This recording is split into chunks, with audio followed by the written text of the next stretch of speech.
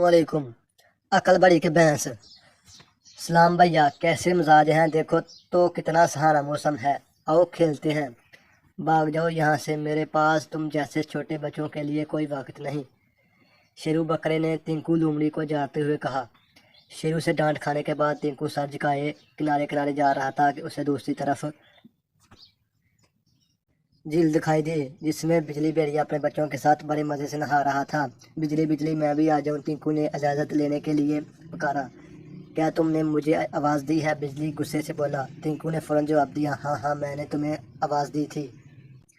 तुम जैसे कमज़ोर का हम जैसे ताकतवर के साथ क्या जोर। जाओ जाओ, किसी अपने जैसे कमज़ोर के साथ जाकर खेलो। ये कहकर बिजली भेड़िया दोबारा अपने बच्चों के साथ खेलने लग गया। बिजली और शेरों की बातों से बेचारा टिंकू बहुत अफसरदा हुआ। तभी इसके दिमाग में एक तरकीब आई। इसने शेरू बकरे और बिजली भेड़िए दोनों को सबक सिखाने की ठान ली। बिजली, तुम समझते हो कि मैं कमज़ोर और छोटा हूँ। अगर मैं तुमसे रस्से वाले खेल के लिए कहूँ तो तुम मान जाओगे? अच्छा मजाक है, बिजली ने मुंह बनाते हुए कहा। मैं मजाक नहीं कर रहा, मुकाबला करके देख लो। मैं तुम्हें हारने से डर क्या तुम हारने से डरते हो? टिंकू ने कहा, मैं और तुमसे डरूं? ठीक है, तुम्हें इतना ही हारने का शौक है तो आ जाना, मैं यहीं मिलूंगा। बिजली ने कहा लगाते हुए मुकाबले के लिए हामी भर ली। बिजली के बाद टिंकू शेरू के पास पहुंचा और उसे कहने लगा, तुम्हारा यही ख्याल है कि तुम बड़े ताकतवर हो और मैं छोटा और कमज़ोर हूँ? अब मैं तुम्हें बताऊंगा हम दोनों में ताकतवर कौन है, और ये तुम कैसे साबित करोगे? छोटू, शेरू ने मजाक उड़ाते हुए कहा। तुम्हें रस्साकशाई खेलने में हरा कर तुम्हें एतमाद करूंगा। रस्साकशाई में हरा कर टिंकू ने तमाश से भरपूर जवाब दिया। शेरू की रजामंदी देखकर टिंकू ने हाथ में पकड़े रस्से का किनारा उसे पकड़ाते हुए कहा, चलो खेल शुरू करते हैं। ठीक है, लेकिन याद रखो, अगर तुम हार गए तो दोबारा मुझे तंग नहीं करोगे।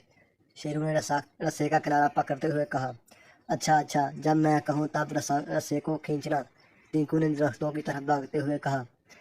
दरख्तों की दूसरी तरफ बैठे बिजली को रस्से का दूसरा किनारा पकड़ा कर टिंकू वापस दरख्तों के पास आ गया और एक झाड़ी के अंदर छुपकर जोर से चीखा, रस्सा खींचो।